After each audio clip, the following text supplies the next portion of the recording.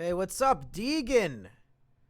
And Monica and Major Cardle and Trash World, the Beatles Church, the whole gang's here tonight, folks. The lovable usuals. That's right. They're back.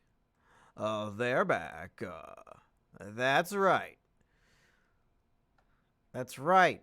We got Leo Flame, baggy shoes, bacon crafted curtain. He's already sad, he claims. He claims to be sad. We're all claiming to be sad tonight. Loading up some of these depression chambers right here. Getting them ready for us, folks. Got to get the music ready. Got to get it all going. Emerald Guy, I'll have you know. You want to know how I'm doing? I had a good day today. Because I had goals and I accomplished them, folks. That's right. Man Band, thank you for subscribing. Here's how goals work, folks. You wake up in the morning, you think, what am I going to do today? Am I going to cry again? Am I going to go jerk off in the shower? Or am I going to have G-O-A-L-S, goals, baby? And today I thought, let's have some goals. I jerked off in the shower all day yesterday. Easter Sunday, jerking off in the shower nonstop. Today needs to be a progress day. So what I did today, made that commercial for my book. I edited a new video, completely edited. That's right, real grind. Doing this fucking stream right now. What?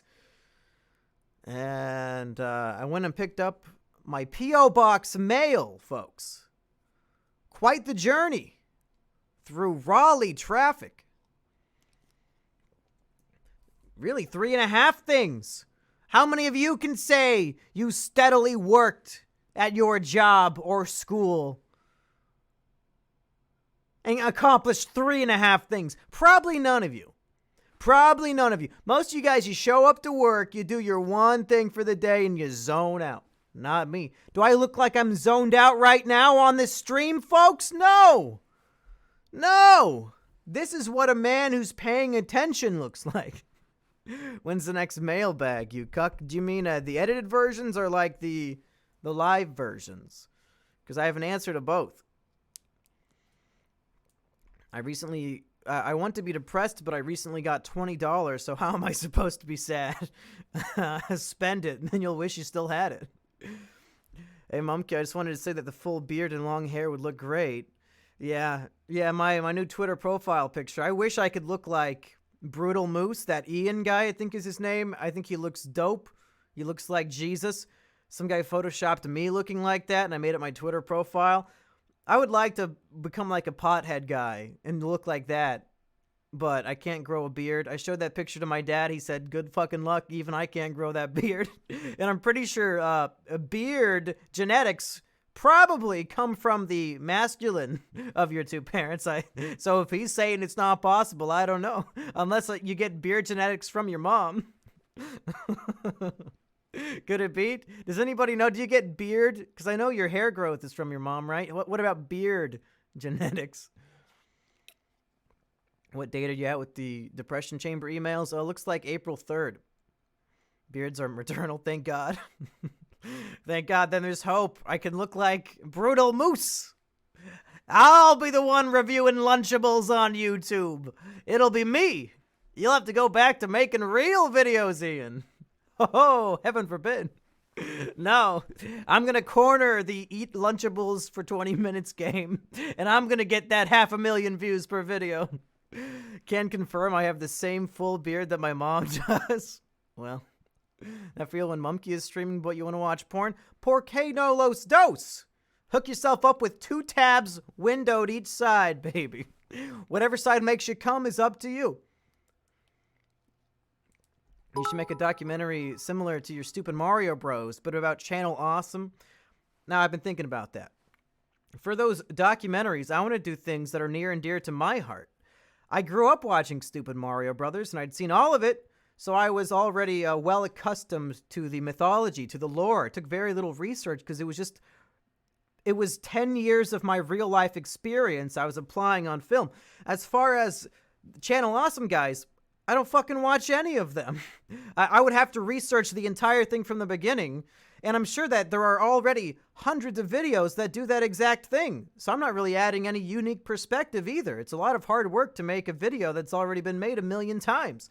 That's why with those, I want to do things that I don't think anybody else has ever made a documentary about. Perhaps people I used to be close with, folks. Things I grew up watching.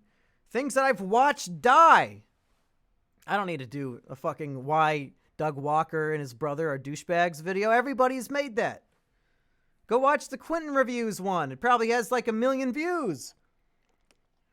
Baron von Brunk, are you coming to the New York show in June? I hope to see you there again. Asterios Kokonos. If that's the real one, that I owe that man a mod. Because he was streaming, and now I hope I didn't stream snipe him. Yeah, that's him. How do I give you power? No, I don't want to block or report him. You know what? Fuck it. He's blocked. This is too much work. I don't know how to do this. There we go. Wait, no, now he's going to ban people for posting funny jokes. Ah, that was a mistake. Good thing he's leaving. I've been blocked. Yeah, I blocked you, Asterios. You're getting off work early for the show. Good. Looking forward to it. I'm going to bring you a Lego piece as payment for you showing up. Nobody can use the F slur. Well, I know I can't. Not on this website. All right. That's enough. That's enough saying stupid shit. Let's say some other people's stupid shit with my voice. Depression music, please. Hello, let's get sad. I wanna get sad. Yeah, that's it. That's hit me right in the sad spot. Is that too loud compared to me? I'm a loud Chad over here. Somebody let me know if that's abrasively loud compared to my soft, tender voice. It sure is loud in my ear. It's a bit quiet now. Well, okay, I'll turn it up a little bit for you, sheep. Heckle Hound, thank you for subscribing. Get drunk on stream, Mumkey. Well, you think this is me sober? I'm getting drunk on the nectar of life, my friend. Food, lie, and water. It's still a bit quiet. Voice too abrasive. Well, Skumky, you're just watching the wrong stream. Will Boomer versus Zoomer last long enough for the live shows? Well, that's why you better buy your ticket quick. If you buy your ticket now, then we'll have to do your show. It's the law. Mumkey is becoming a bloomer, setting goals, drinking water. Was not drinking water today. That I never get scheduled to work on Mondays just so I never miss this. I don't know if you guys could hear that as well as I could, but he's taking work off on Mondays just to watch this show. That is so cute of you. I'm going to try to make, for the 80th time, I'm going to try to make the subscription text not Hugh fucking Mungus. There's no option. Come on, okay. 34 might be a little bit high. Let's try 20. Okay, just to make sure it works, somebody donate $100 and type a long message. Just so we can check and see if it works. Why is what empty? Asterios, your voice sounds too much like Mumkey's. How dare you? What, you think all white guys sound alike? Anyway, let's read some stories. I'm losing my mind here. Remember that raid we did one time? What are you talking about, Asterios? What the fuck are you talking about? Okay. Here's a story from Lettuce, who says, this is a very, very long story which starts pretty much since I started kindergarten. A lot about me. I've always been a downbeat sort of person. Not a proofreading sort of person, I assume. My jokes are usually pretty edgy, etc., etc. It's often hard to distinguish whether I'm serious or joking. I'm one of those sorts of people. I live in the UK. I'm still in comprehensive school, high school basically, and next year is my last year. I'm in year 10. If you're familiar with British education systems, that would make me 14 or 15. My story starts in primary school. I barely spoke at all. I found it very difficult to make friends, although I eventually did. I was bullied throughout primary school, but it wasn't relentless. It was just basically messing with me when they wanted a kick because I was a really sensitive kid. This left me with some issues making friends and a lot of emotional baggage. A lot of shit happened within the last couple years of primary too. My dog, who was basically my best friend, died. This caused me to be basically socially non-existent for quite a while. In the last year of school, my parents also divorced, which led to years of arguing, which again socially fucked me up and for a little and led to lifelong stress issues and anxiety. Year 7 rolls around. We start comprehensive school in year 7. I did manage to make new friends, even if it was only a few. I think I had about 4 friends. The year was pretty quiet. The school closed down that year as the government built a super school, which I still attend to this day. I eventually integrated into a friend group that my friend John, let's stay anonymous for this story, had been part of from his primary school. We went to different primaries. This is reminding me a lot of Elliot Rodgers' manifesto, not so much in content, but in style of, you talking about going to these British schools and all this slang and nomenclature, folks! Giving details that seem very fucking boring and irrelevant? Very similar. Maybe Elliot sent this from the grave. Year 8 rolls around. I'm happy, still socially inept though. I ended up developing a crush on a girl in my friend group called Jen.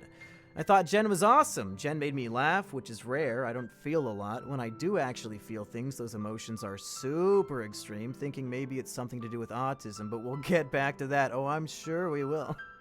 She just made me feel really good. Sheepover talking about Florian's corn pizza in the chat.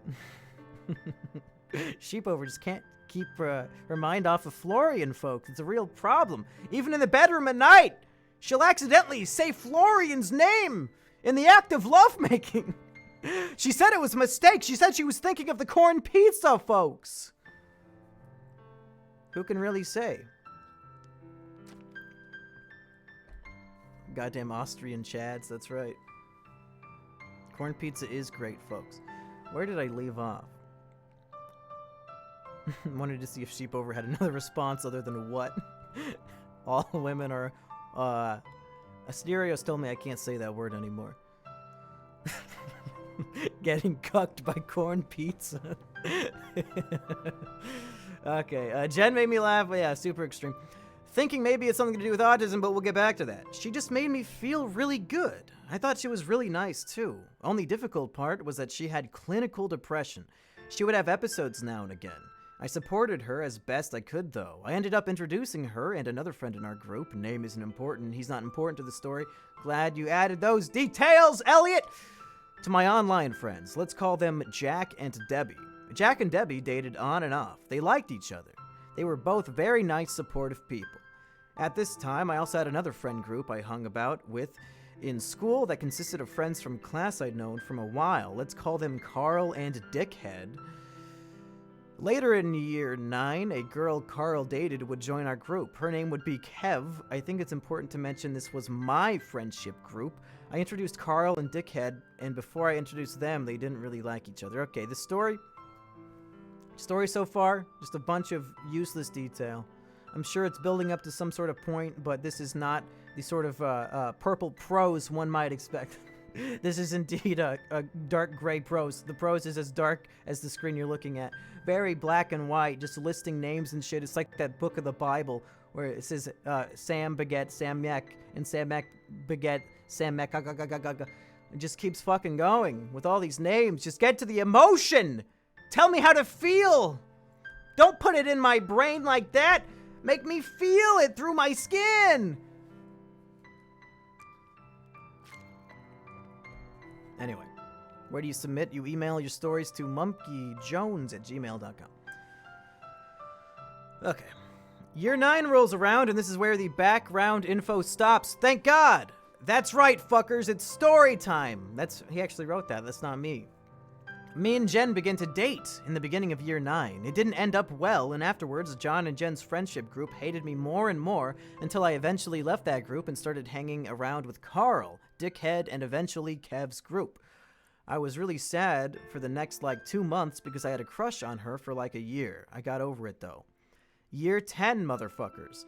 During that year's summer, I got a new girlfriend from a different school and ended up losing my virginity. Yes, this is important later. I don't know, folks. Can we at the Depression Chamber possibly empathize or even sympathize with a man who lost his virginity in high school?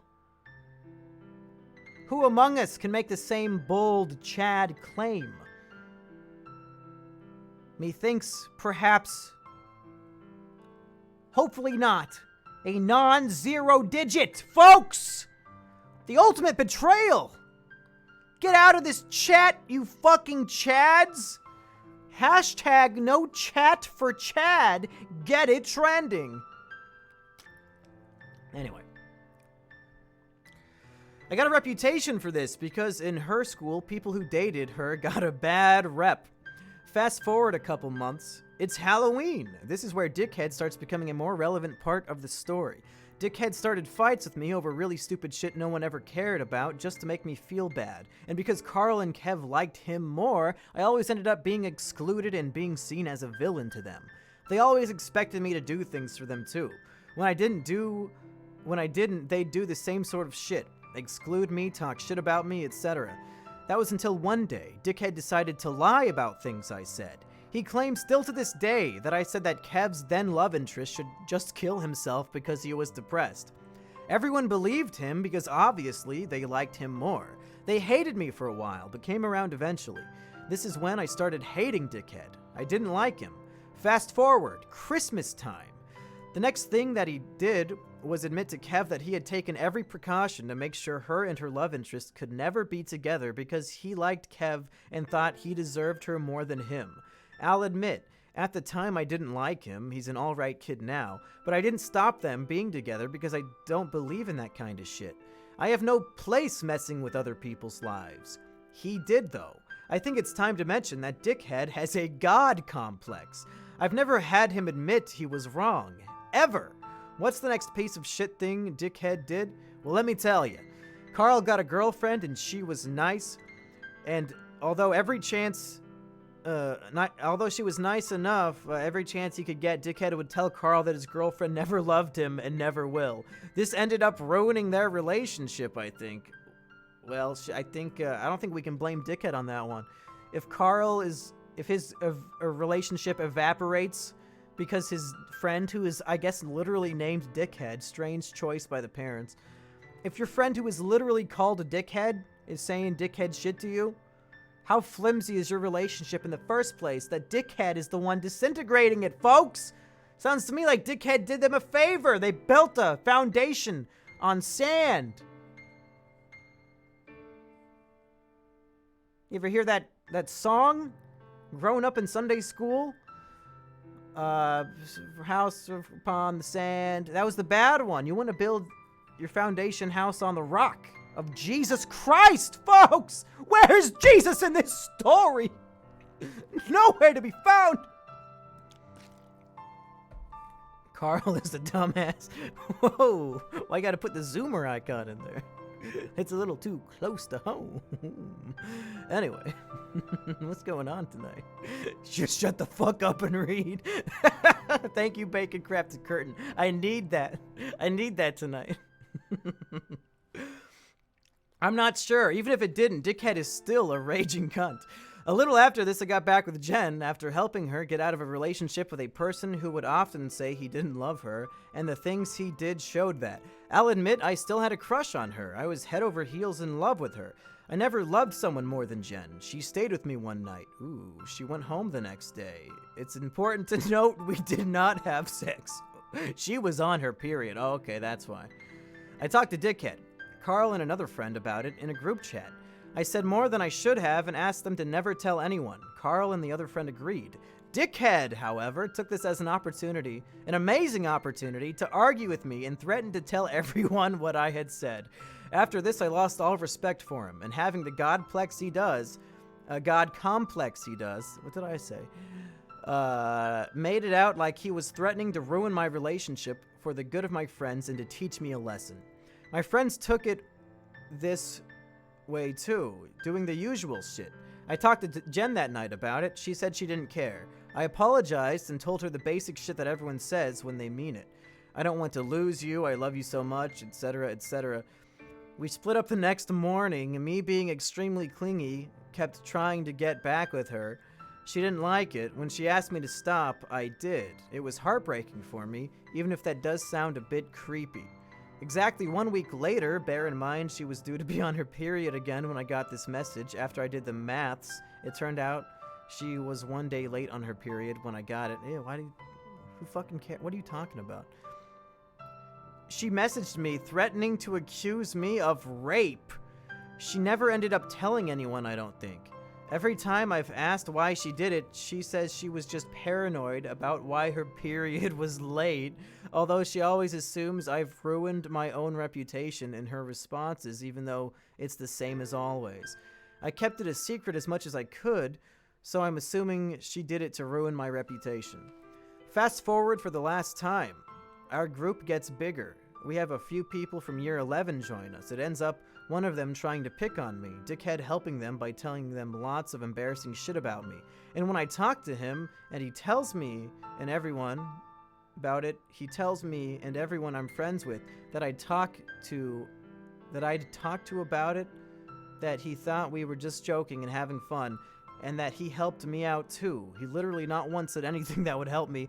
The only thing he really said in the argument about me was when I apologized for getting mad when the year 11 picking on me tried to exclude me from groups. Oh, this is a really long fucking parenthetical. Year 11 picking on me, trying to exclude me from my group of friends. He acted like it was really rare for me to be nice, and me being nice surprised him, even though he is the one who fucks other people's lives up for fun and says it's because he's depressed to get sympathy. Again, he gets into an argument with me and acts like I'm a horrible person. When I tell him to list off things that I did that wronged him, all he said was when he lied about me saying Kev's love interest should kill himself, acting like I actually said it. I told him to die in a fire and avoided him from then on. Since I started avoiding him, Kev and Carl would become more and more distant and just plain dicks all the time. They still see him like a saint even after all of this. All of this stress and anxiety from my friends, Jen, my family arguing, and my brother getting quite ill, psychosis, caused something to snap in my brain. Ever since about when Jen threatened to accuse me of rape, I started hearing things, seeing things, going into manic crying fits over the things I see. I've gone to CAMHS, the Children and Adolescents Mental Health Service, and I have a few appointments lined up. I'm having a test done for autism soon. I'm hopefully going to get help for possible psychosis, and I'm slowly starting to integrate back into school. My life is pure misery, and sometimes I just wish I could keel over and die. I think I've lost my mind. And that is from one Lettuce.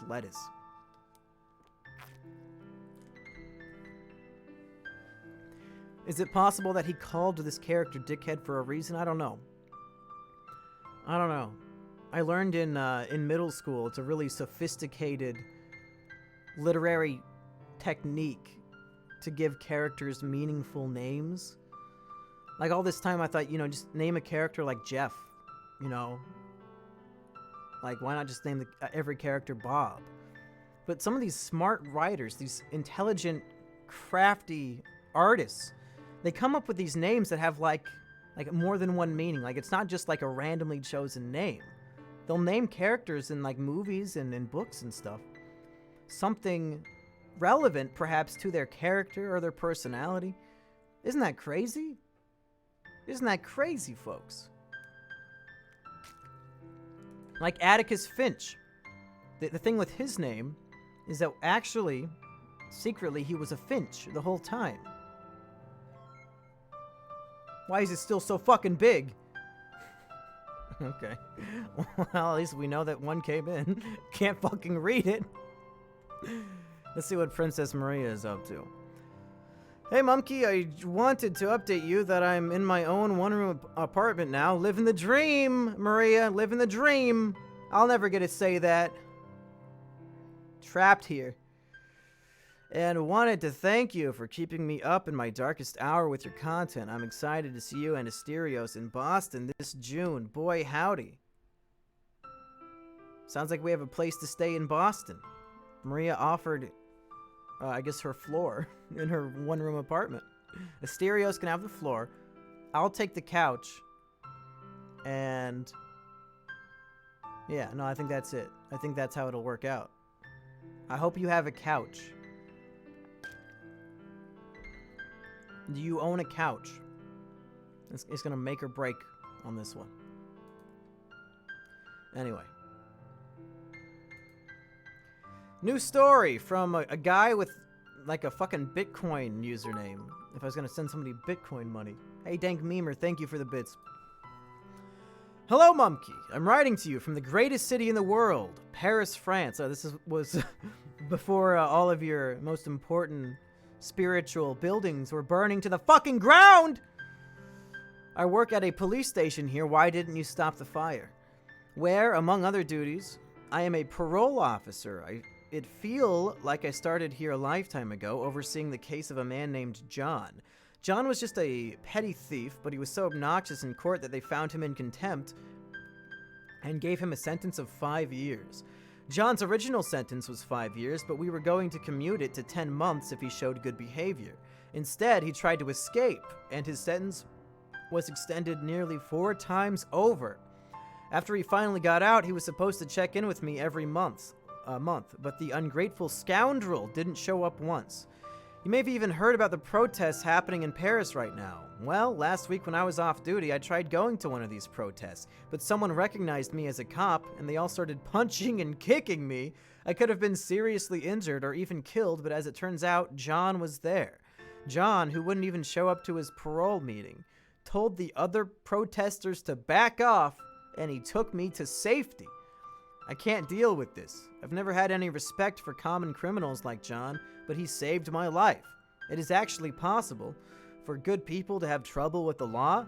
If so, have I been putting good people behind bars all this time? What does that make me? I'm so distraught that I recently thought about killing myself by jumping into the, Seine? What's the name of that? What is it, a lake? A river? An ocean? The Seine?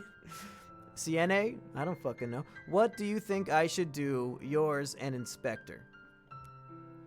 Well, Mr. Inspector Policeman, this is not some sort of fucking newspaper anonymous advice column. This is the Depression Chamber. These are philosophical quandaries, quagmires of such extreme black hole depth. How can you possibly expect Mumkey in his intoxicated state to discuss such issues? Chat, solve this problem. It's a river, pronounced Sen. Okay, solve this quandary. Is he locking up innocent people? Fucking head ass didn't think that common criminals are people too. It's a Les Mis thing. Oh, is it? Is this just the plot of Les Mis? Yeah. What's his name? Russell Crowe. He does jump into the Seine, doesn't he? That's fucking funny. That can't be true. Is that John got more years? Oh, he's a petty thief. Yeah, he stole fucking bread. Okay, no, yeah, this is holding up. This holds up in court. Oh, I don't remember. Does Joe Vert, is that his fucking name? Does he get attacked at a Paris protest? Inspector Javert. How do you pronounce that shit? Javert? Javert? Who fucking cares? It's funny. That's funny. Oh my god. Big story. Big story. From Simon Les. Simon Les. What's the prisoner number? Prisoner 5678. Oh, you took the bread. I think I could sing better than fucking Russell Crowe in that movie. John Valjean, prisoner 24601. Oh, oh, oh, oh, oh. Russell Crowe can't sing. Marlene Glish is the one who taught him music? I didn't know that. Simon Les, is this you? You don't have a couch, but you and Asterios can cuddle on the floor. Bitch, I'm taking the bed. You and Asterios fucking sleep on the floor. You gonna treat me like that? After all the donations you've given me, you're gonna make me sleep on the floor? Fucking bullshit, man. Now somebody make a like a Mumkey is shitty to his fans compilation and put that in there. Like a Wings of Redemption video or a Dark Side Phil video. I should just do a bunch of non sequiturs that are like completely out of context, pretending to get mad at the audience, and then somebody edits it up into like an actual compilation. You know what? Fuck you! Ban that fucking guy from the chat! God, ban that fucking guy! Nobody says I'm only 5'1". Fucking ban that motherfucker! I don't want that kind of bullshit in my Twitch chat! Unbelievable! What the fuck? Get that ass banned. Read, goddammit. Oh, man. Pay me more, you cretins! This is free content! I'm reading somebody's email! Okay, people are getting mad. Let's read the fucking... I'm not 5'1", I'm 5'2"! Just jargon confirmed it! When will they ever learn? That's a good fucking question. Shout out Sean Ranklin. My cough cam on. I have to start fucking jerking off. Oh, is this thing on the whole time? Hello? Is that what he said? Mumkey is 7'1". When I'm laying down on my back, baby. Oh! Is 5'1" not the average height? This is very concerning. Gonna have to donate to see Mumkey's webcam. Yeah, webcam doesn't turn on until we hit $20 for the night. You can sleep in bed with me if you want. I don't know. I don't know, Princess Marie. I don't know if everybody else in the chat would be okay with that. No, I don't watch Game of Thrones. Okay, let's read this very long story. No more having fun. We lost 20 viewers from me having fun. Here we go. Simon Les. I don't exactly know if this fits the theme of the Depression Chamber, as it is quite sad, but I never really had depression or suicidal thoughts like previous entries. Despite this, however, I think my story is unlike any story previously shared and still somewhat fits the theme. That being said, proceed with caution. Also, as a further note, I have friends that watch you, so they might see this and know that this is my story, something I would not want them hearing. So if I do send this, it's pretty much through the hope that they don't watch this specific episode of the Depression Chamber. Well, there's 191 people here right now!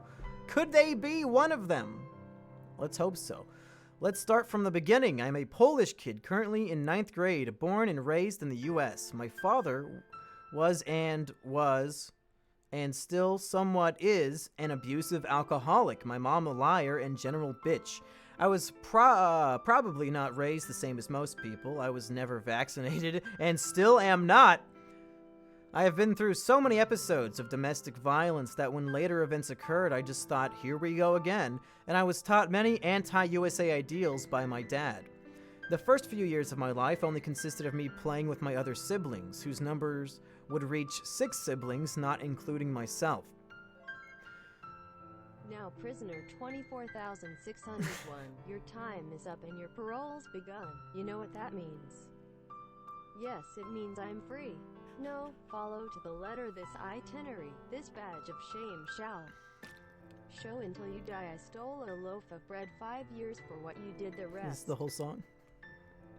Okay. Thanks, Skumpy. You can't say he's not paying off the title of the stream. What are you fucking talking shit in the chat, Asterios?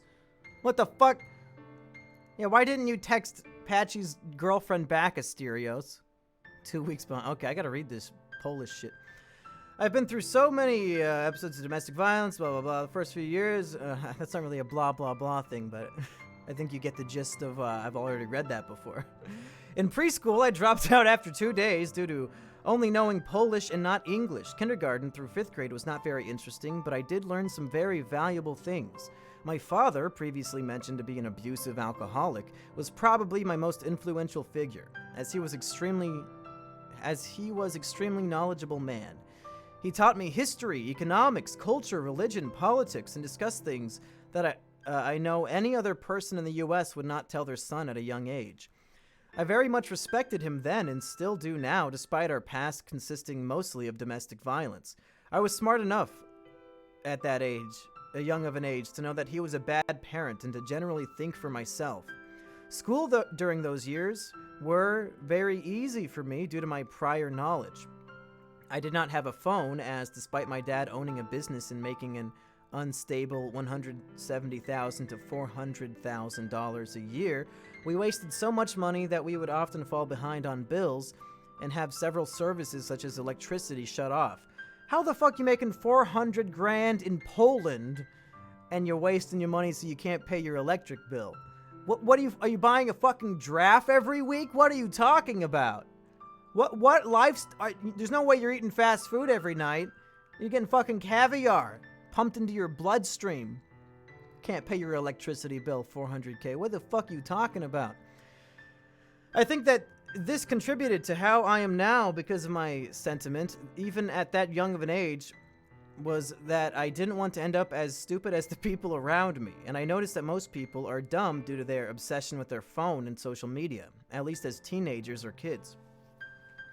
I did have a friend group, though. I can't really remember much about them, so I wasn't exactly anti-social, though not as social as the average kid, it seems. I tried to do really well my first few years of school and generally ignored any fights at home, to good success. I don't believe that domestic violence to have actually mentally scarred me due to me being fully aware of what was going on. People generally thought I was a bit weird, but didn't immediately suspect anything was wrong. Quite evidently, I was good at hiding both my troubled home life and smarts. Soon, maybe 3rd or 4th grade, I realized I could just take over my father's business and drop out of school at 16. This led me, hold on. I'm gonna reset the music. This led to me only being in school to pass so I can stay with my friends, but ultimately dropping out sophomore year. I did just enough to pass every year and am still doing that now, and that has been extremely easy the entire time. In 6th grade, I went to middle school, and at that same time, I became very interested in computers. I built my own computer that year and was influenced by meme culture. I still did not have a phone and only relied on my computer for any entertainment. This is the part of the story where we can talk about girls, folks. I never really looked at girls and instantly fell in love with them like some of the other stories in the Depression Chamber, but there were a few I liked. I only really liked a girl when I knew she liked me. Relatable, though this would become less significant later. In 5th and 6th grade, there were many girls that liked me, not relatable. Despite me not being popular or particular good-looking, ugly Polish man with unibrow, mustache, and long hair in 5th grade. Oh, God. Why? Some I would write off instantly as I didn't like them, and some looking enticing through the fact that they were pretty much one of the best-looking girls in the school. I never took my chances and went further with any of them, but with retrospect, I am happy I didn't, but also still confused as to why they liked me in the first place. There was this one girl that I did hang out with more than the rest, which ended up being a waste of time. I liked her for the entirety of 6th grade, but I'm sure she liked me even more than I did her. Wow, what a bummer. That must be rough. Me hanging out with her only led to bad things, such as my friend asking her out, which somewhat angered me because I liked her, and angered him because he was rejected, probably because she liked me. There is a lot I could say about this, but I ultimately am happy I didn't ask her out, seeing as how she turned out later, but sad due to the time I wasted with her and the fact that my friend would have been better off with her, something which my presence has prevented. In 6th grade, I attempted to fit in with the cool kids, something which my pursuit of would shortly end due to me realizing that is not who I am. But I also made my own group of friends. We are now sarcastically called the intellectuals due to our meme culture. It started with a few people and expanded through all following grades, until encompassing perhaps half of our grade. In retrospect, I am happy I did this, as me trying to be cool just led to me being extremely fake, something I cringe at to this day. Really, you cringe at acting cool more than forming a group called the Intellectuals? That one doesn't hit your cringe radar? In 6th grade, we were seen as weird, but some of my best friends would be made during this time, and my old friends were left behind to join the cool kids. My group of friends did not really grow, but instead spread like a cult or religion of so-called intellectuals, which is something I am amazed I could pull off. My group of friends grew as my religion spread, though I am only... Is this Is this the plot to Les Miserables 2? Where John Valjean comes back and starts an intellectual religion? Is this a fuck... You guys memeing me again? Twice in a row? Jeez, okay. My group of friends grew as my religion spread, though I am only friends with some of them due to the size of our religion. I was seen as some kind of a leader to the group, though never the best, only as equal to my own. Only difference being that I was the decision maker. As my group grew, I was metaphorically taken off of the podium, something which didn't bother me as I understood that the bigger the group was, the less centralized it would be. Many newer members don't even know the origin story, and we are now more like a few different groups of friends that overlap and have the same ideals as well as respecting each other. I don't even know a lot of people in the religion as my time has ended and my disciples spread the word of the intellectuals without me, though I am still well respected by those who knew.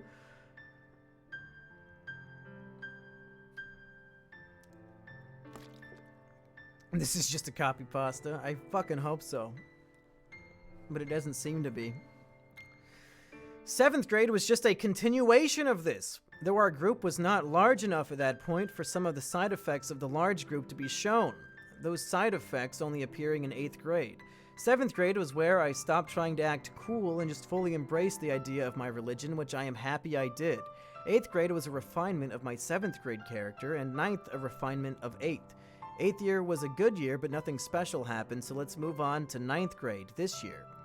9th grade started out as but a refinement of 8th grade, though recently something commonly referred to as obsession started kicking in. We're talking about girls again. From previous writings, obsession over girls probably seems unlike me, so this girl must be something special. As usual, I started liking her through my interpretation that she liked me. Though she was my friend for a while, one of the people who was converted into the intellectual religion early on, and one of my best friends since. She is nothing special. She is short, small, and not particularly good-looking, but I would only require those qualities in a thought so that they could stroke my dick once or twice. Otherwise, I look for personality. She was pretty much the only girl that had a likable personality to me, and I would be able to talk about many things with her that a generic girl would not appreciate me talking about. She is bisexual, which I don't mind, but even prefer because I can talk about things like porn or hentai and she will understand me if I say some dumb shit like that anime girl's titties are so big and unrealistic that I couldn't jerk off to it because she can relate. I'm pretty much comfortable talking about anything with my friends, though I couldn't talk about something like the types of porn I prefer or my record for how many times I've jerked it in a day, which is 7 times, by the way. This record was set recently. Information that will become more useful later on. Oh no, he did it to this chick and told her about it. To any girl, even if they were my friend. Okay. Now for a break from the interesting stuff to talk about family separation. In March of 2018, my dad got drunk and stuck some knives in the door as a joke. He's an old Polish man, about 45 years old, then proceeded to watch Netflix. My mom came home and saw this as an opportunity to get rid of him, and so called the police and said that she felt the knives were targeted at her, which was enough for her to get a restraining order on him. He was kicked out of his home, and my mom doesn't have a job, so she decided that the only way she would fund herself would be to sue for child support. Unlucky for her, he had no money because they both wasted any money we had stockpiled, which was $170K in the bank. She didn't follow through with this, so lucky for her. My dad kept working, only this time we were only making 1/4 of what we were before due to my dad being depressed. We were paying bills on 2 houses and a business instead of only 1 house and a business. And my dad was paying twice as much for cigarettes and alcohol a year due to depression. Sorry. My mom soon realized she fucked up, but as humans do, she refused to reverse what she did and acknowledge her mistakes and instead just allowed us to visit him illegally so he wouldn't have to be depressed. And she occasionally visited him as well. I still have much respect for him and less for my mom, though I understand objectively that my mom was a better parent and he was a terrible one. Though I do have a deep respect with him because he made me who I am today, and I still talk and hang out with him when I have the chance. Now back to girls. I could tell that the girl I was talking about previously had started liking me recently, and as I do, I started to like her. But this is to a whole different extent to previous cases. I am good at hiding that I like her and only act as if I am willing to be closer friends, though this is probably a mistake on my part, but I don't want to rush to asking her out as this only happened recently. I'm pretty sure she likes or is starting to like me through some subtle hints here and there that I know to look for from previous experiences. She always wants to sit next to me and walk home from school with me and text me, and even in the presence of friends she has had for longer. She finds all of my jokes funny even if they are not, and tells my other friends who are also her friends to fuck off so she can talk to me, and tells me very personal secrets. I recently downloaded Snapchat as a joke because I find it really cringy, but started to use it unironically because she downloaded it only to talk to me. I act as if I don't notice at school, and when I talk to her, acting only like we are better friends, but we both know that we like each other, one not willing to tell the other. I don't act like I don't notice when I'm by myself, though. The only thing I can think about every second of every day is her, and can fap only to the thought of her and her mediocre figure. I get concerned when she talks to someone besides me, if I'm also there, or if she doesn't read my messages a while after I send them, thinking that she doesn't like me, though I know that she does. I can't stop this behavior, even if I try to just relax and play some games, though I know it would probably be best to make some bigger moves towards her, and also stop obsessing about her, because I know even if she were my girlfriend, we would act the same, because we are already very good friends and very open to each other. How I am acting now is nothing how I usually act, but I can't bring myself to stop, although I know in my head that everything will be fine. This is my life story thus far. I would want to add more detail, as this is only scratching the surface, but for the sake of both of our time, this is where I will end it.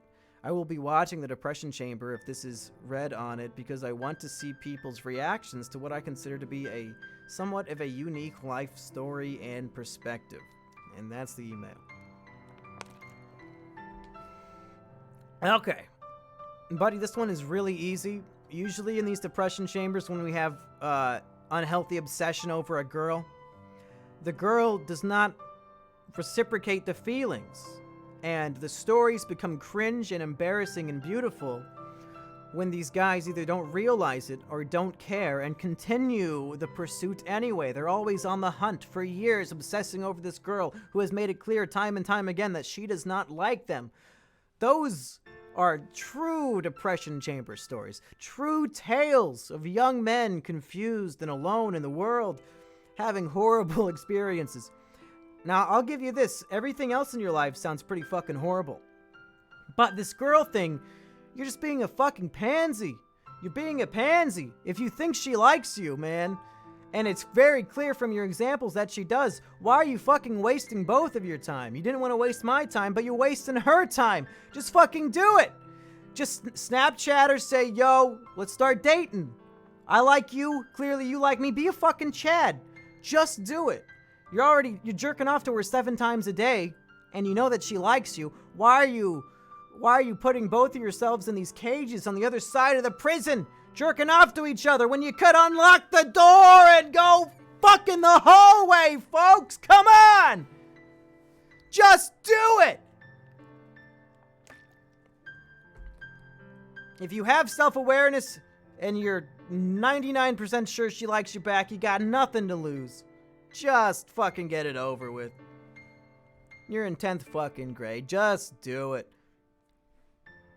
No chat for Chad. That's right. Hashtag fuck in the hallway.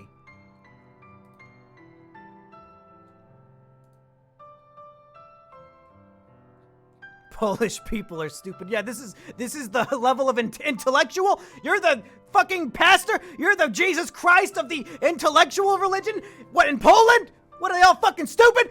What's the average IQ in Poland? Like fucking 5?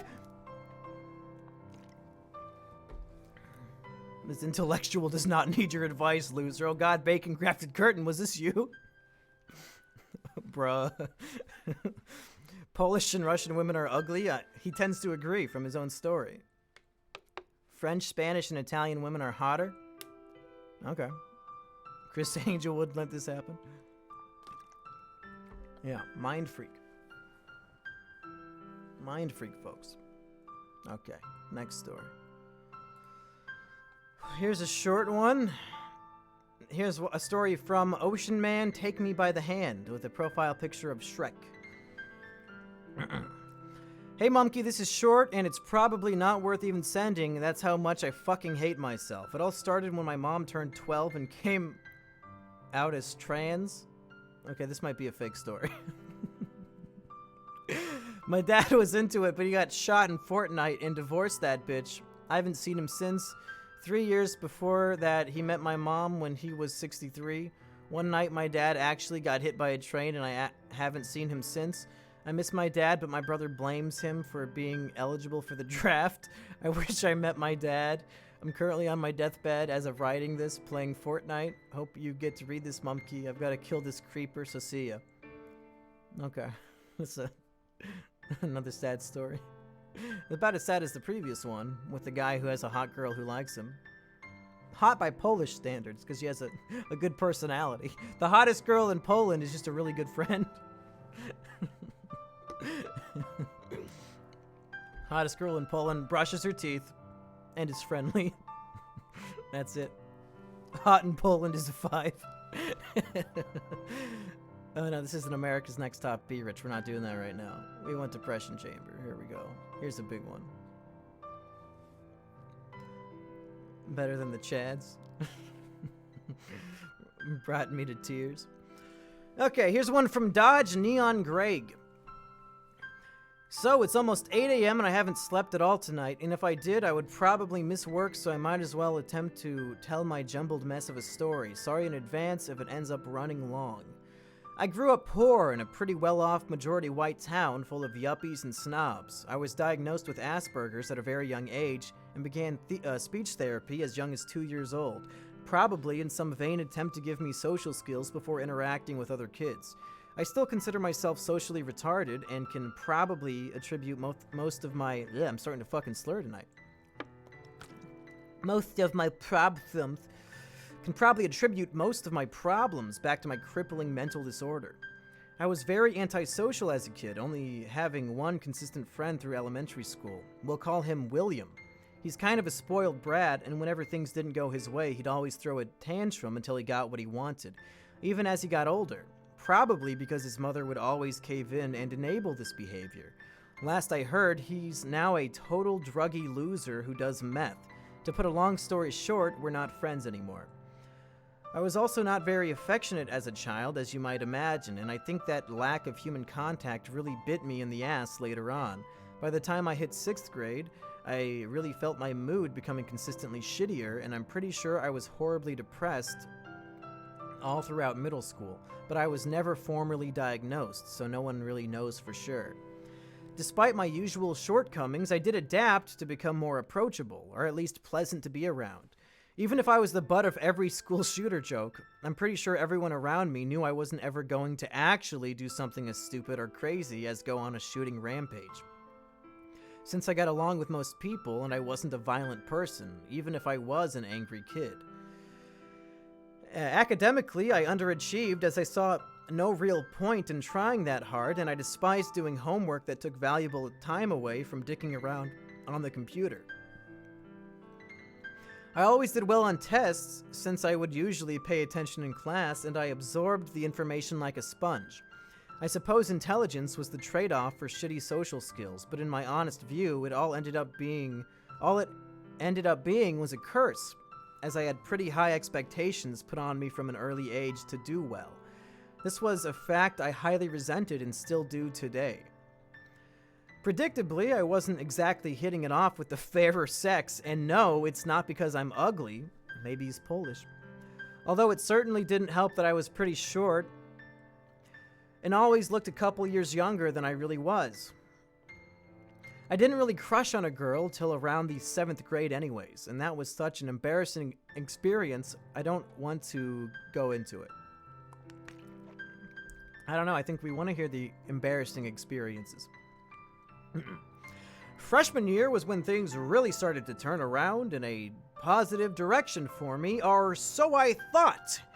Even despite the ongoing fighting and eventual divorce of my parents, I didn't really pay much mind to it, and I think I took the whole situation shockingly well.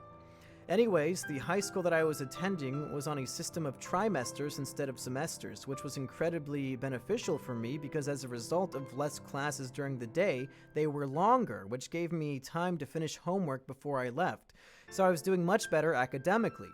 I was also crushing on this nerdy girl in my Japanese class, but being a total coward, I never had the guts to ask her out.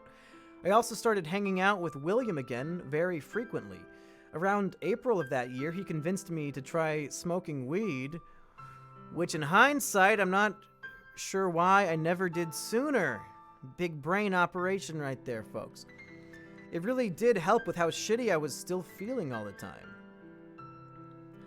The summer after freshman year still stands out as the best time of my life. I'd finally decided to break out of my antisocial shell and hang out with more people than just William after school.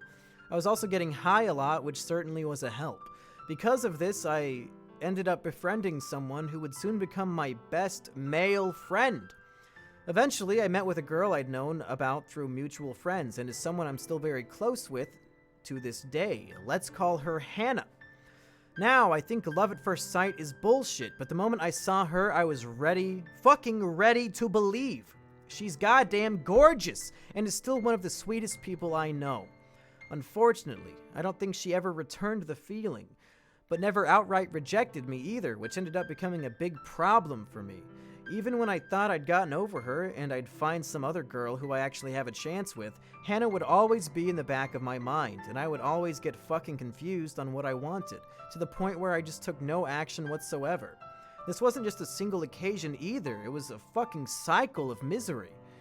For example, remember Nerdy Girl from Japanese class? I would try to talk to her every day during school in sophomore year, and I'd even been told that she liked me, though I'm not sure if it was really true, but I still chose non-action. Even when she invited me to her birthday party, I still didn't go, because I'm a fucking pathetic coward. I still kind of feel bad about it, but that was so long ago now that I guarantee she doesn't remember it. Even moving to a different city didn't stop this shit. I moved in the middle of sophomore year, which was pretty stressful, but from what I recall, a lot of that time wasn't too relevant, so I'll just skip to junior year.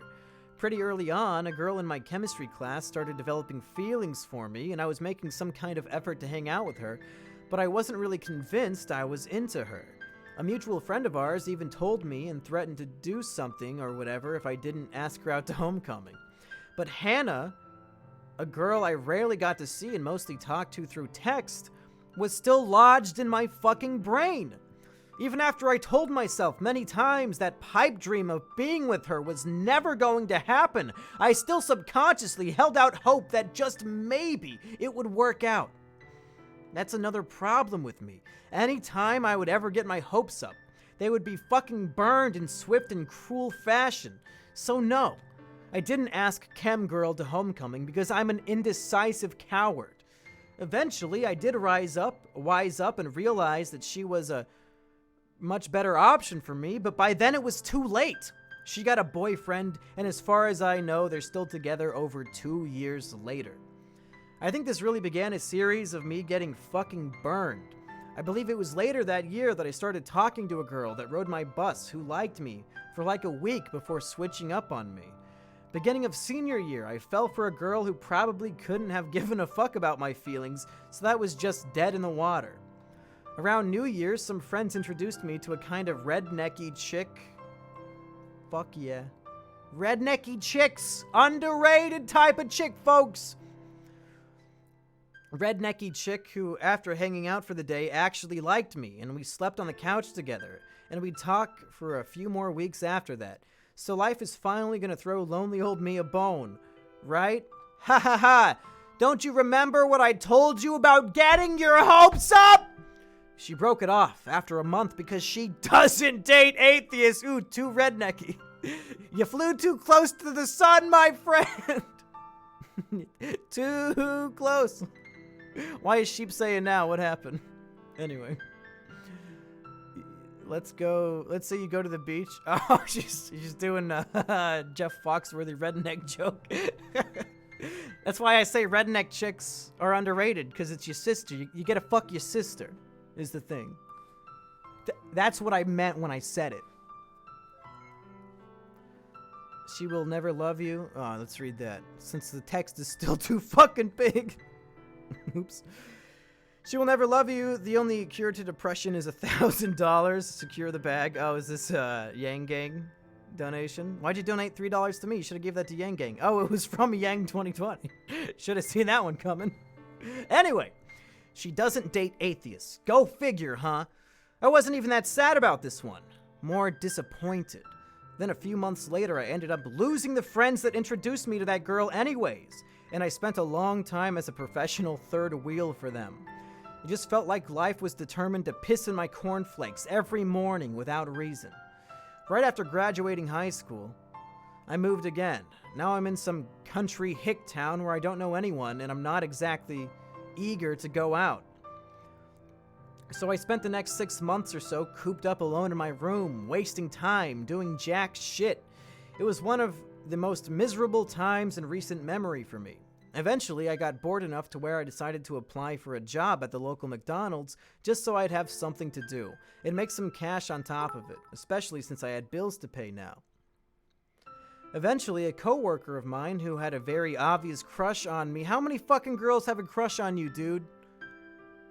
Man, enough of this pity party bullshit. Too many girls like me. I'm so sick of this shit. This is not the foundation we built the show upon! These are phonies! These are Chads who had a bad day! Bad Chad day, folks! Very obvious crush on me, brought in a friend, and since I only ever worked by cleaning the lobby, I didn't have much better to do than banter with them. Let's call this friend May Bach. Okay. She seemed pretty content just making fun of me the whole time, which I was totally fine with, so I did the same thing back. I don't remember how, but we ended up exchanging Snapchats, and that night she wants to video call me. It's at this point I realized something was up. She was being very flirty, and I was very reluctant to make any advances the whole time.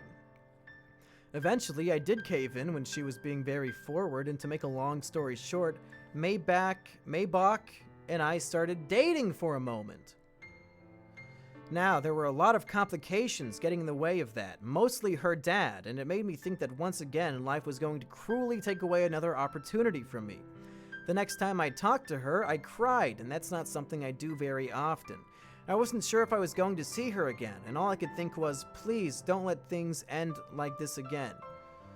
But things ended up working out for a change, right? Well, as soon as we reconciled,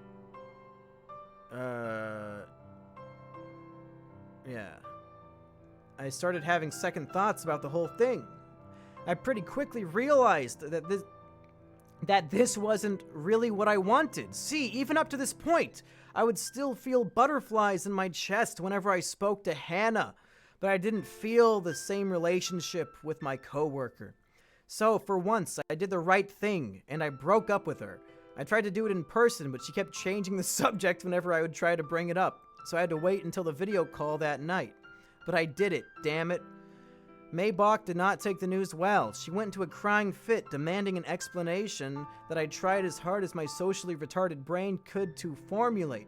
She threatened to kill herself. She sent me pics of her wrists. She was trying to slit. Trying? Do or do not. There is no try when it comes to cutting your wrist, folks.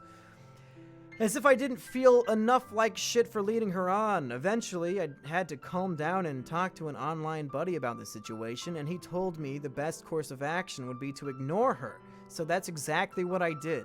Good thing, too, because it was absolutely the right move. The lesson I want anyone reading or hearing this to take away is that a girlfriend alone won't solve your problems. You need to find someone you have a real connection with. Actively searching for a girlfriend is only going to set you up for disappointment in the end. So now I'm just a pathetic 19-year-old fast food employee still trapped inside the depression chamber. I don't expect to ever leave. Thanks for bothering to read this far. If you did, I probably spent about 2 hours writing this shit.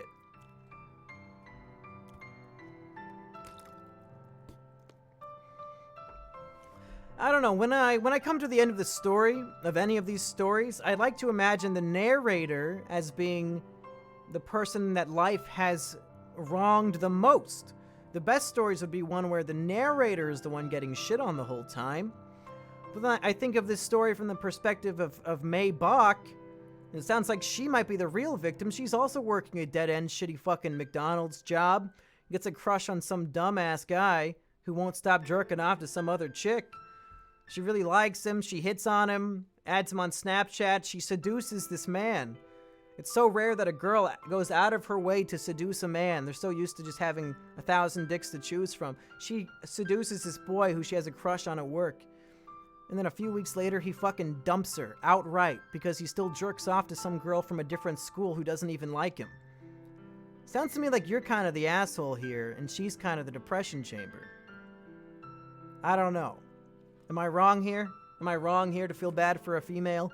You guys tell me. You want Norbit's wife? Great.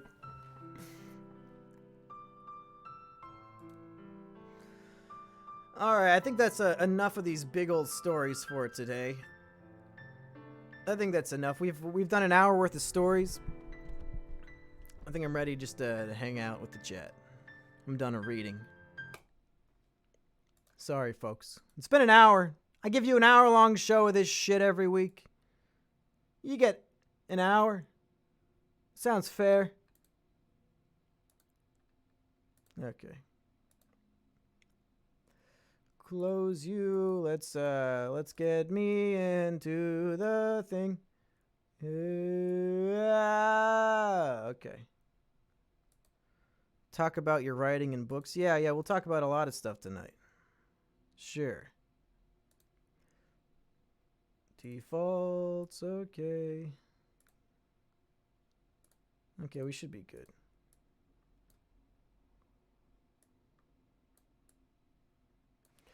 Alright, folks. Should we play some music? Can I regrow my virginity if I haven't been a Chad for a while? I don't know. Do a live depression chamber at the Boomer vs. Zoomer live shows? Well, like people write their story and hand it to me live in person. They print them off. I just read random emails at the show. I don't know. That doesn't seem like something you would do at a live comedy show. What, we get everybody in line and they tell their own fucking 5-minute sad sob story? I don't fucking think so. That doesn't make any sense. Doesn't make any sense. This episode wasn't it, Chief. It's not like I wrote the stories. I just read like fucking 8 random stories for an hour. Every episode. What do you want me to do? Jumpkey looks creepy as fuck right now. You leave Jumpkey out of this. He's been through a lot lately. Okay, let's just play random Spyro music.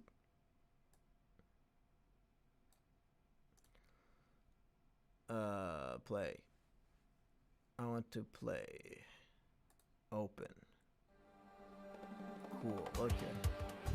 Oh, that looks loud. Whatever, who cares how loud it is? Okay. These stories are just getting worse. It's just some sort of pity party. Yeah, well. Watch Les Mis. I've seen fucking Les Mis. You see how fucked Boogie's teeth are? Didn't he get new teeth? Didn't they give him some new pearly whites? I think I saw that on Twitter. I'm not sure. Am I drunk? What? You said that teenagers aren't people yet. Does this mean I can abort a 12-year-old? Feel free, dude. I'm not going to stop you. I'm not going to lie. Me? I'm not going to stop you. Abort all the 12-year-olds you want. I'm not 12. What do I care? Not my problem. Get sheep on stream. She should bring up the ham for some ham cam. These people are desperate. Somebody wanted me to talk about my books. If you didn't see... Below the waist. Gonna get punched. If you didn't see, folks, my book, The Triflers, is once again available in print and ebook. Posted a trailer. Or I guess a commercial for it. Sold a whole bunch of copies. Let's see how many copies we've sold today. Very excited to have this on the marketplace again, folks.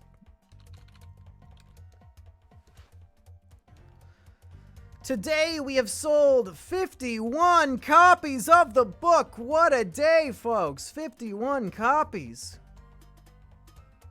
We could get 100 by the end of the week. Why didn't you make a better cover? I've got a lot of comments of people saying how sexy they think the cover is. But at the end of the day, folks, you can't judge a book by its cover. That's the problem. That's the problem. iDubbbz' book. You gonna get drunk and sad again when they steal your book money again? Oh no, they never stole my book money. I ended up getting all my Lulu revenue.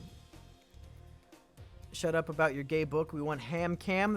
I don't know where the ham is. We'll see if Sheep can wake her up.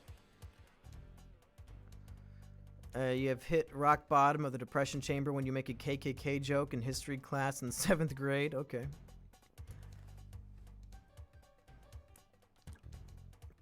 That's what a cover is made for you to judge it. How dare you? Hitler's Mein Kampf, famously very boring cover. Contents of the book? Anything but. That's right, folks. I have trouble getting the motivation to write a novel. Any advice? You haven't even begun? If you haven't begun, I think the easiest thing to do is to get excited about even one character. Just get one character you want to flesh out in your mind and start writing down things about them. Even things that probably won't come up in the book, like what was this character's favorite vacation spot as a kid? What's this character's favorite flavor of ice cream? Just make up a million pieces of information about this character that you're excited about writing. And that'll get you jump-started and the creative juices flowing so you can actually start writing the book. When is the stream gonna end? What do you think? I'm fucking Nostradamus? I can't read the future, AC Twitch 8113. Is Florian secretly Hitler? I don't think it's a secret, folks. We've been talking about this openly for months.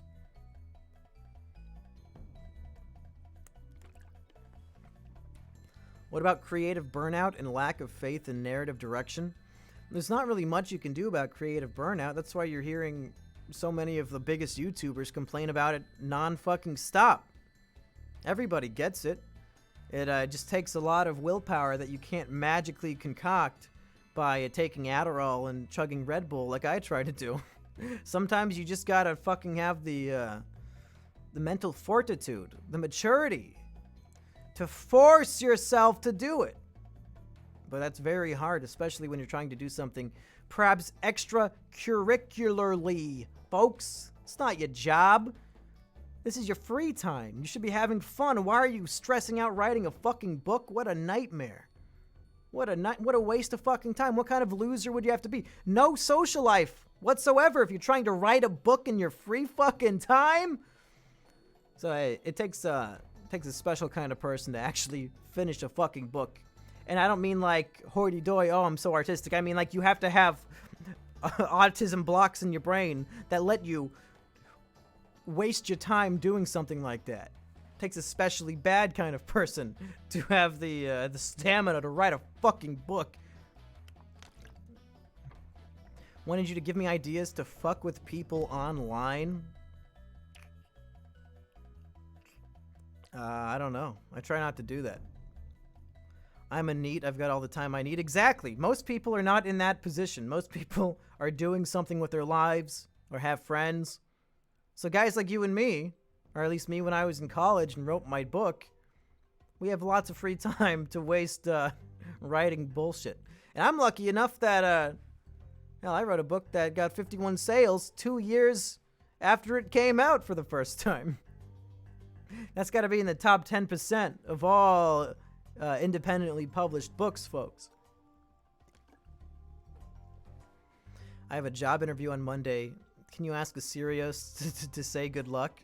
You can text Asterios. His number is public knowledge. I just don't know it. It's probably on his Twitter, or somebody in the chat can post it. He likes to give out his phone number so people text him. Is it ham cam time? Oh boy. Young Mumkey getting cucked by incest. God damn it. Oh yeah, it's ham cam. Yo. What's up, fam? It's the ham.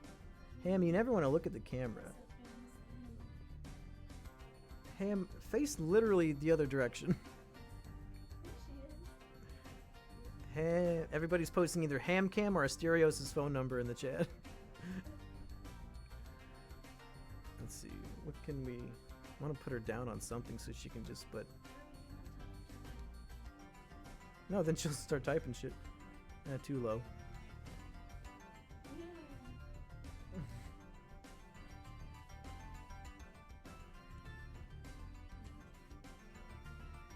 Alright. Uh-oh. I guess you take her now. She went off that way. There you go. There's your monthly dose of ham cam, folks. Now let's see you bring up the cat and do cat cam. Good luck with that. There's no way. She hates being picked up.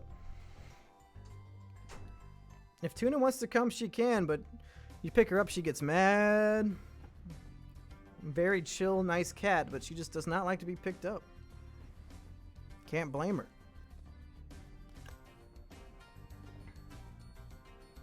Cannot blame that cat. Call Asterios on stream. Is he busy? If he wants to. He's probably in bed because he has to get up at fucking 6 in the morning for his job.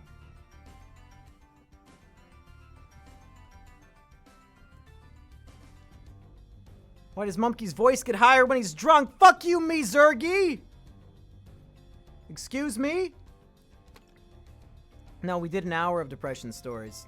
You can watch the VOD later, though. Please put Asterios' cup size in chat. I think he's an A. He's got to be an A boy, right? I always miss Ham Cam because I'm the one bringing her up. Sorry, sheep. You can just go look at the real fucking ham. Will you ever do another live Sodi? I don't think so. Unless we're all just hanging out at the same place again. But we wouldn't do it remotely. Mumkey always sounds like a 12-year-old anyways. How dare you? Get this fucking guy out of my fucking chat! Mods, for real? You haven't banned this shit on site? You mods gotta start doing your fucking jobs, man! What am I paying you for? Put that in the compilation. Put it in the compilation! Is there any content you wanted to have in the Triflers but had to cut out? Fuck no. Fuck no, it's unadulterated, unbesmirched, uncensored, folks. The darkest depravity of my mind is spelled out on those pages. I didn't censor a goddamn thing. If anything, I might have gone too far in a few places. If anything. What's your favorite non-English consonant? I don't know any. I don't even speak English. What about Enye? An N with a fucking squiggle on it. What would we expect from the Boomer vs. Zoomer live shows? Will it be live streamed? I don't think we're going to be live streaming these ones because it's too much setup and we're probably going to do the same show over and over again, so we don't have to... Because, like, we're going to do bits, probably. Like, the same sort of bits. So unless you want to see us, like, play the same game in 5 different cities, you know, you don't need to watch the live stream for all of them. But we haven't talked a whole lot about it. I'm trying to spitball ideas for fun... audience interaction things we can do. Like, I thought it would be fun, and I'll talk to Asterios about this unless the chat thinks it's stupid, to do like a, you know, the dating game where people have to guess what their partner answered about, like, their relationship. I thought it'd be fun to play a game called Who Knows Mumkey Jones Better, Asterios or a random audience member, where we play that, like, we all have a marker board. And it's a series of just ridiculously stupid questions, and I write down my answer, and then they write down what they think I'm gonna put on these little marker boards, and then we all reveal. So it's like, oh, here's a joke setup, punchline 1, punchline 2, punchline 3, and it's also like a game. I don't know. I think it could be fun. Could be a fun 10-minute segment if we think of some funny questions for it. It can't be like, oh, how many trees are in Mumkey's yard? And it should be like funny shit. Like how many men has Mumkey kissed in his life? And then I'll give my honest answer and see who gets the closest guess. How many men have I kissed? Good question. Not to think about that one. Yeah, the live shows are all ages, but we probably will be cursing, and there's a lot of, like, weird sexual talk at one of them in New York because somebody asked a question about lolis or something. But, nobody's going to be checking to see how old you are. You can come no matter how old you are. Who fucking cares? Chat is going too fast, help. It looks like the chat prefers Sodi, so when is the next episode? We have 2 episodes uploaded that haven't come out yet. We interviewed this YouTuber called Anxiety Wars who does his own, like, Chris Hansen to Catch a Predator things. He'll pretend to be an 11-year-old girl on Snapchat or on Tumblr or some shit, and guys wanting to have sex with a child will message him, and he'll actually meet up with them in real life. Like, oh yeah, I'm a girl, come meet me in the Walmart parking lot. And he'll show up with his Google glasses on, filming the whole thing. Really fascinating stuff, very dangerous stuff. And we have about 3 hours worth of episodes just talking to that guy about what he does and all this fun stuff. I think I accused Rusty of being a pedo like 10 times in the episode. So that'll be out soon. I'm trying to convince them that we should do an episode about how much they hate the Marvel movies to celebrate Endgame coming out on Thursday, like this weekend. We do a whole episode where I say why I like it, and they just shit on me and say it's for man babies. I think that'd be a funny episode. Because I'm getting sick of all these guest episodes, folks. I want it just to be the original Peaches, the 3 of us the whole time. Gotta think of funny topics for us, not for some guest, even though the pedophile guest, I think, is really great. Very interesting. Upload the footage as a 3-hour cut like a man. I think we put it in 2 episodes that were like an hour and a half long each. Probably release them back-to-back days. I can just go check the channel and see if they even scheduled them yet. Oh fuck, it'd be fun. I should just start watching it on stream. That'd be funny. I wonder what they would say. I mean, there's no way they could care. It's like, Mumkey, why did you start live streaming an episode of Sodi that's not out yet? Oh, well, I thought it'd be funny because I was drunk on stream. Okay, let's take a look. One of these bad dads coming out. Get Psy, he needs to sell shirts. You know, for a shirt sale that was only a month long, he sure does still have that commercial up for it. Okay, these 2 episodes are not yet scheduled to be released because they're still requesting a manual review to be monetized. So who knows when these episodes are coming out. Oh well. Lots of people asking me, have I confronted Rusty about being a cuck? His girlfriend literally made out with another chick on cam and he knows about it. Folks, let me tell you, if Sheepover wanted to make out with a chick, I would not consider that cucking. That would be a dream come true. Who doesn't want to watch their hot girlfriend make out with another hot chick? Call me a cuck if you want. I think it's hot. I think it's great. Making out with another dude? No dice. Making out with another hot chick? Hook a brother up. I don't know. Maybe I'm sexist. I've said this before. I'll say it again. Not threatened by other women. Not at all. What are the mods being paid for? Good question. How many infants have you crucified? Not nearly enough. I'm not immortal yet. No, Mumkey, you're a cuck, equal rights, remember? Well, shit, Ben Shapiro, 456, you're right. You make an intriguing point. Yeah, if there are any hot chicks in the chat who want to make out with Sheepover, I give you permission. Go for it. Get Alex Jones on State of the YouTube, maybe Boomer versus Zoomer, but Asterios will spurg out. I think he would spurg out if I got him on State of the YouTube, a show that he's not even on. He was already upset that I was getting interviewed by a guy who works in the same building as Alex Jones. Yo, Sheep, I'm trans now. Do I have a say in this? No, you don't, Sheep. You know you want to make out with hot chicks. What content have you cut from the Triflers, not censorship? Man, I gotta tell you, it's been like 3 or 4 years since I was in that phase of writing the Triflers. It's been out for a long time. I honestly, right now, could not remember. Or cannot remember the type of content that I cut out because I thought it wasn't worthy of being in the story. No idea. What if I identify as a woman before the kiss and re-identify as a male after the kiss? You know what? That's another moral quandary, gray zone. I can't dip my toes too far into it. I'd say just go for it, and we'll see how I feel. Just give it a shot. If an incel wanted to date a Chad, how would you write something like that? Well, like an incel girl wants to date a Chad? I think they already have that. It's called, it's totally your guys' fault that I'm not popular, also known as Wadamote. I think they kind of already made that. Although I don't know if she ever had a crush on Chad in particular. E-Rich is the only man kissing sheep. It's like, yeah, when I made out with Asperger, Sheepover wasn't intimidated by that. She didn't feel cuckolded by that. Because it's irrelevant. It's not an actual threat to our relationship. It's me making out with my stupid fucking fat furry friend. It's different. Like, so Sheep making out with one of her hot female friends, I think is perfectly acceptable.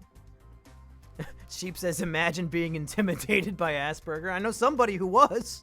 I know somebody who was very fucking intimidated by him. I don't have to imagine. I heard it firsthand. Yeah, Sheep. You better think before you speak. You're making mistakes in that jet. Asperger can beat me if you know what I'm saying. I'm a trans lesbian looking for hot chicks to suck my lesbian dick. Hey, Sheep! Yes, Sheep. Chuck de Nomalos. He has a lesbian dick for you. When are you going to befriend another lowly lover / wife beater? I think those were like phase 1 and 2 of Mumkey. Phase 1 was hanging out with the lowly people. Phase 2 was the wife beater saga. I think now we're beginning phase 3. Will phase 3 be the phase of good friends? Who can say? Who knows for sure? Maybe. Will this be the third strike that knocks us out? Or will it be glory? Hell yeah. Phase 3 is the sociopath arc. What, so Rusty Cage, Emp Lemon, and Asterios, they're all sociopaths? I buy it. Phase 3 is Cannibal. Phase 3 was your channel deleted. No, that was the Empire Strikes Back, like the tragic second part of the trilogy. I think that was towards the end of Phase 2, and now Phase 3 is where we rise up against the man and ultimately prevail in the end. We just had to do some suffering in Phase 2, but now we've entered Clown World, folks. Nothing can hurt us anymore. We now live in Phase 3, Clown World. Can I be your fat friend if I move to Raleigh? Sure, Skumky. But based on how you donate, I think you'll be buying the bowling shoes when we go out bowling. Plot twist, Burger actually didn't do it. It was YMS using Genjutsu to disguise himself as Asperger. Why would Adam Johnston want to frame Asperger for such a horrendous crime? What's the motive? Phase 3 is Clown World. Asterios is basically a clown. And the new Boomer versus Zoomer, I convinced him to join Clown World, folks. He is a clown now. It's all part of his kaikaku.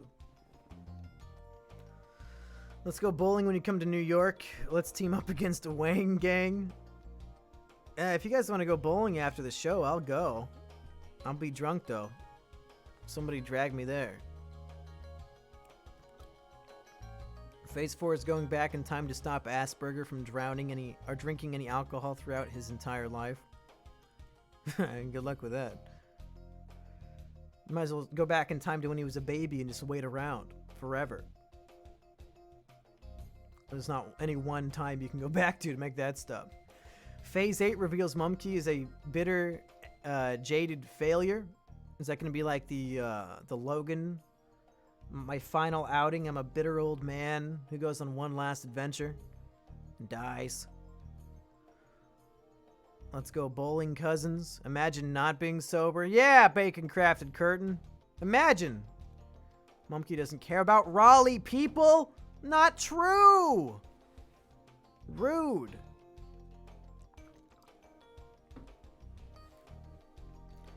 Phase 10, Mumkey gets some nuggies. I think these phases are getting better and better. It's really improving, you know. Lowly lover, wife beater, sociopath friends, nuggies. You just Keeps getting better. I replaced friendship for nuggies. The real friends were the nuggies we ate along the way.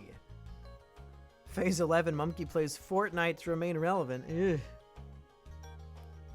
Phase 12 is forcing Mumkey to go to a furry convention and getting some serious mascot suit dick.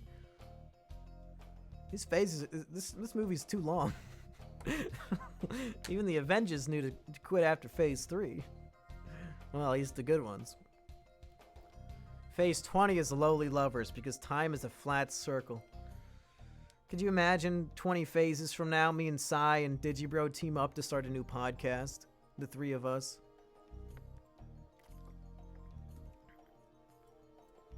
Phase 16, the unmasking. That's right. No country for old nuggies. Oh, in Phase 69, I become the wife beater. Yeah. Probably. Phase 17, Mumkey says the N-word on live stream. That's a whole phase? Seems like it'd come and gone in about a second. It's really like it's like the age of Ultron. It was really a couple days. It wasn't really an age at all. Sai, Digi, and Mumkey start a podcast called Lowly Life. Phase 82, Mumkey comes out and marries Asterios. Whoa! Sex robots replace Sheepover. Vincent T. Atheist gets sent to a military school in a wacky new Fox sitcom.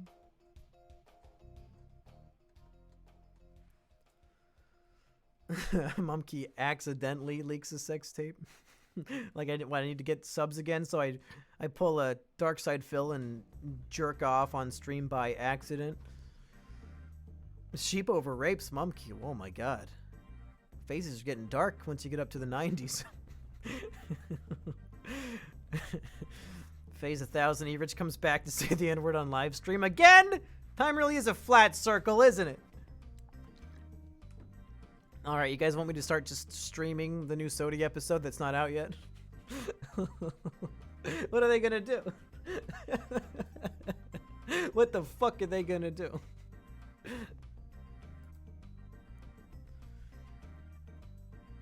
Do it. Okay, I mean, if everybody wants a sneak fucking peek, I guess we have to do it. What are you gonna do? We'll listen to it. We'll listen to it. Okay.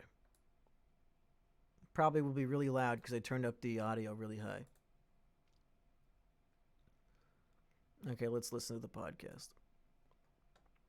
Hey, welcome back, everybody, to another edition of State of the YouTube podcast. Today, we are joined by our usual co-hosts, Emperor Lemon, Mumkey Jones, and a very special guest, the Cameron Hansen of YouTube. He goes by Anxiety Wars. Zach. He meant to say Chris Hansen. He's not up to date on his fucking memes. You know what sucks? We recorded this days before Chris Hansen actually started his own YouTube channel and is now selling fucking merch of his goddamn meme. Oh, take a seat. So we're calling this Anxiety Wars guy the Chris Hansen of YouTube. But now the literal Chris Hansen is on YouTube. We fucked it up.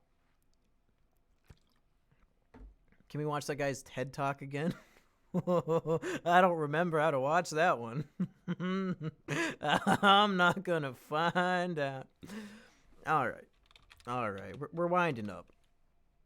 We have to go back to tradition, folks. We know how these streams end.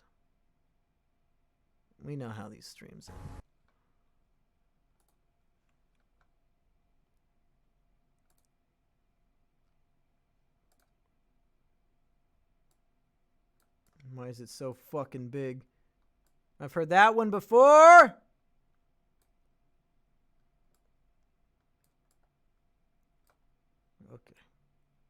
Okay, folks. I dedicate this video to Marlene Glish, my grandmother, who was passed in 2008. She had taught me about music when I was younger, and I just dedicate this video to her. I just want to say, Grandma Marlene, I love you, and I can't wait to make it to heaven with you. And the song is about coming to heaven, and I'll see you when I come home. I love you.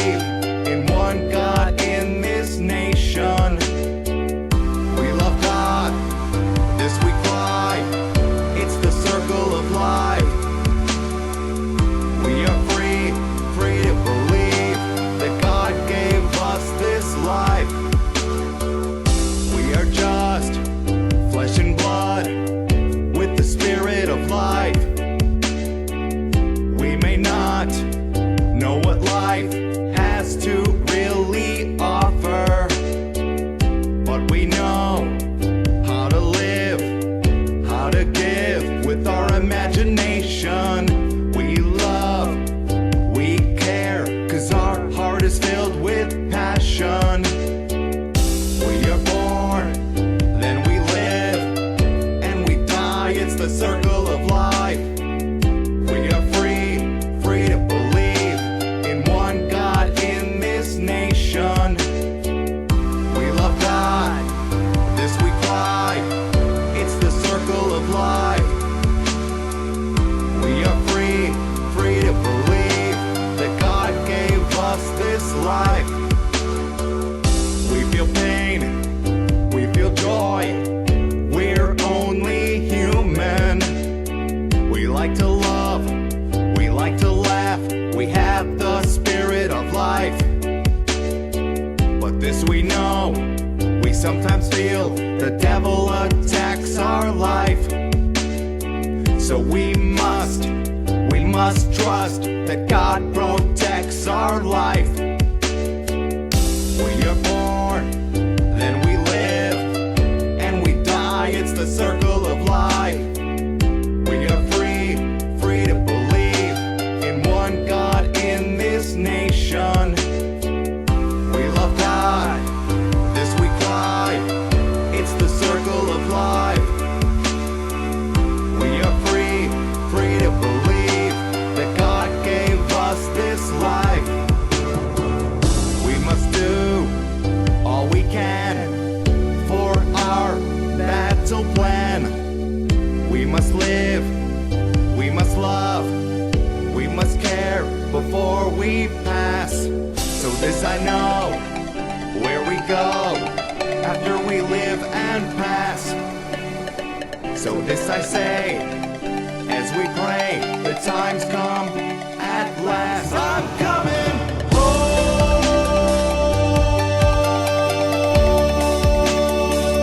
I'm coming home.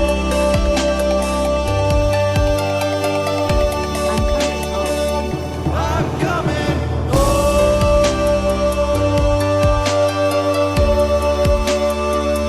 I'm coming home.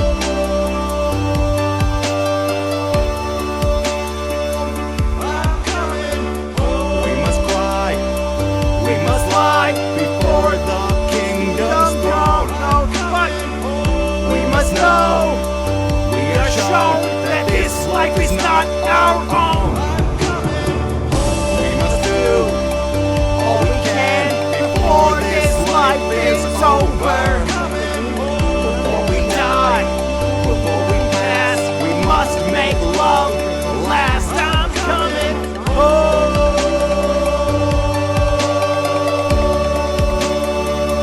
I'm coming home.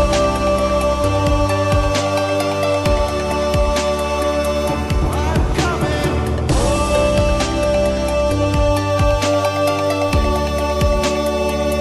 I'm coming Looking for the donation. That sheet said something. I was not paying any attention.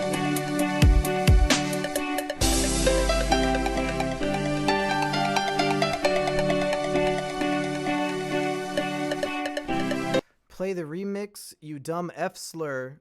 Poo poo, pee poo, pee poo. Julia does things differently sometimes because Julia has autism. Okay. Let's see if I can remember how to find the remixed version.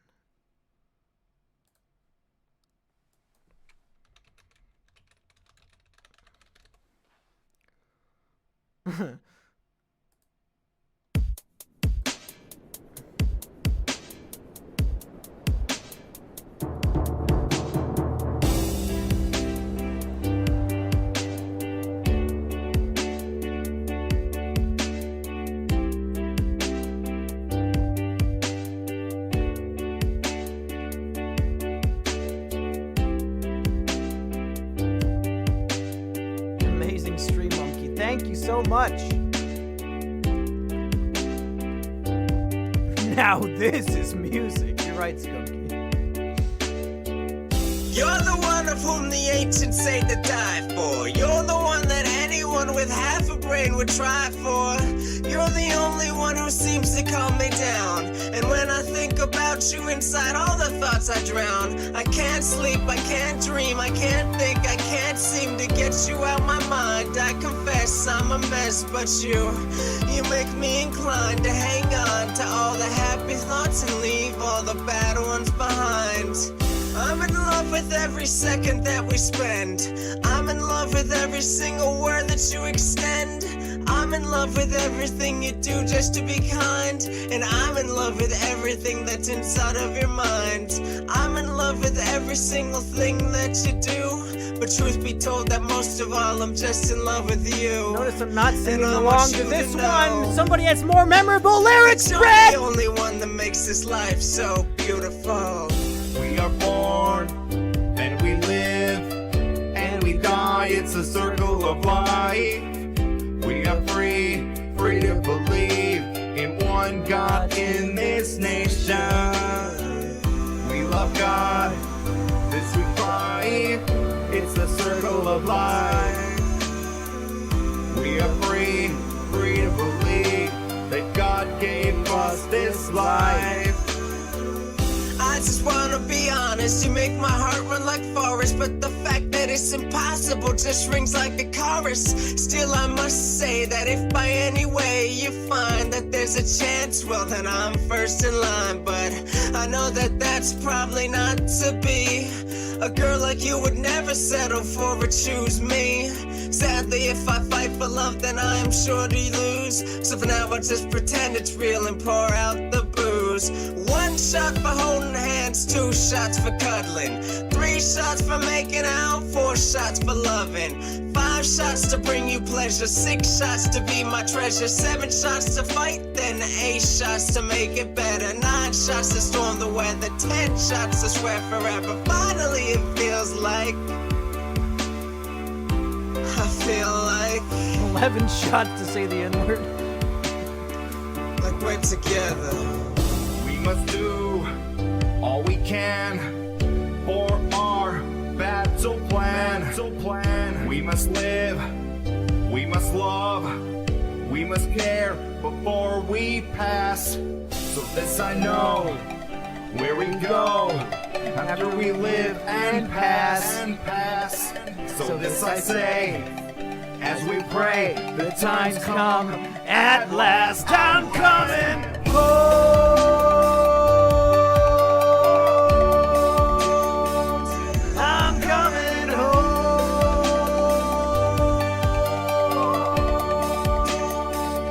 I'm coming home.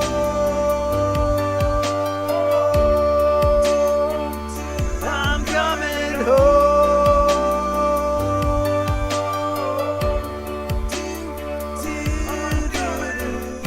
We must fly, we must fly before the kingdom's throne. We must show, we are shown that this life is not our own. I'm coming home. We must do all we can before this life is over.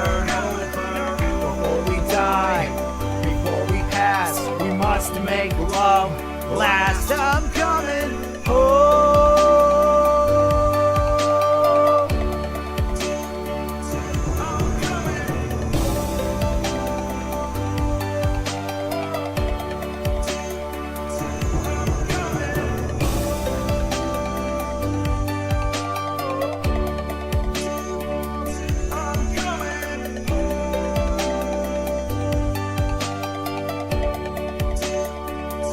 One of these days, I'll figure out how to make the text on the donation smaller.